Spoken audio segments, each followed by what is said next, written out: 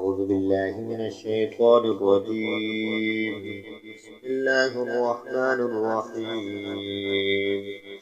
الطلاق مرتان فإمساك بمعروف أو تسريح بإحسان ولا يحل لكم أن تأخذوا مما آتيتموهن شيئا إلا أن يخافا ألا يقيما حدود الله، فإن خفتم ألا يقيما حدود الله فلا جناح عليهما فيما افتدت به، تلك حدود الله فلا تعتدوها، ومن يتعد حدود الله فأولئك هم الظالمون.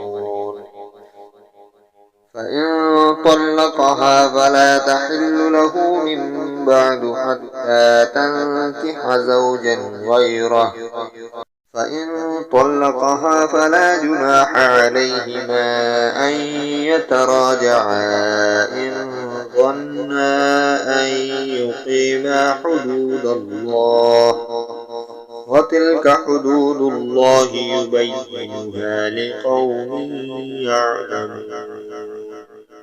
وإذا طلقتم النساء فبلغن أجلهن فأمسكوهن بمعروف أو سرحوهن بمعروف،